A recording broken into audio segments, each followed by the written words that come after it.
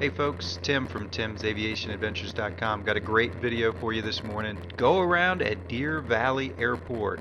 This is my home airport and happens to be one of the busiest general aviation airports in the United States and the world for that matter. A few years ago it was ranked 25th busiest airport in the world. This is not only general aviation, but this is all airports. So you can imagine go-arounds are probably a normal event. But it just so happens that this is the first time I've actually been given the instructions to go around in the 2.5 years that my plane has been based at Deer Valley. Now there are certain strategies you can use to minimize the amount of time you spend reflying the pattern and setting up for a landing.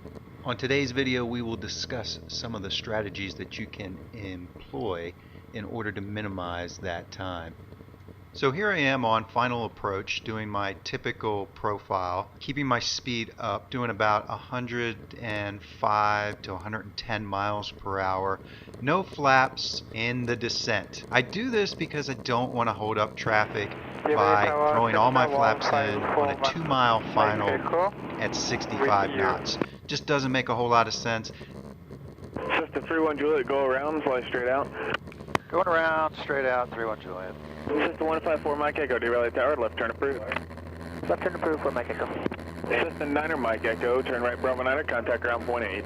Contact ground point 8, Bravo 9, Cessna 169 Mike Echo. Cessna 31 Juliet, early left crosswind approved. 31 Juliet. While I had good separation between me and the other aircraft, he took an inordinate amount of time to clear the runway, requiring me to go around. Fortunately, I've been given an early crosswind instruction. I immediately begin an aggressive climb, which will slow my ground speed. I want to get up to a safe altitude where I can immediately start that turn.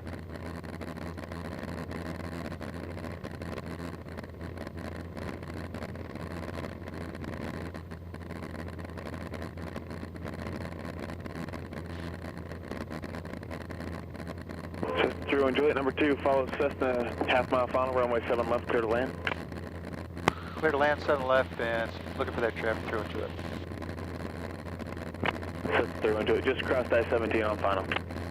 Traffic inside, 31 Juliet. Now established on downwind, this is where a little bit of strategy comes into play. I know there's traffic coming in, probably doing 65 knots, full flaps. There's still a good mile and a half out. I need to slow the aircraft down as much as possible. I don't want to continue on a downwind into the next state because it'll take me just that much longer to get back to the airport. So I configure the aircraft and slow it down to slow flight.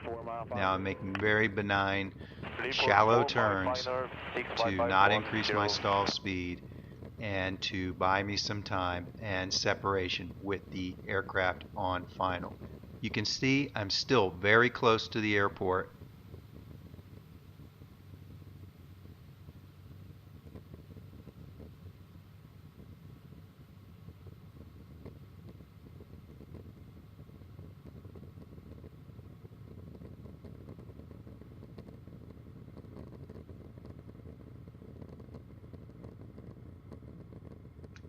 When I turn final, I realize I may have turned a little early on base and I'm losing the separation.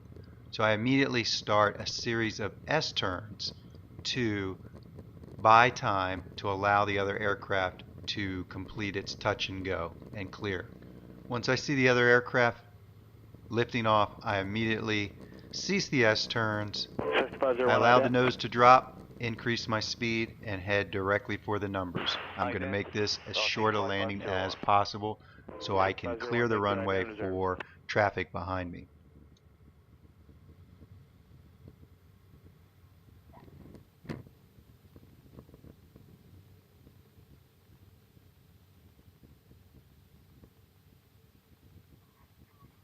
Cessna 31 Juliet, contact ground point 8.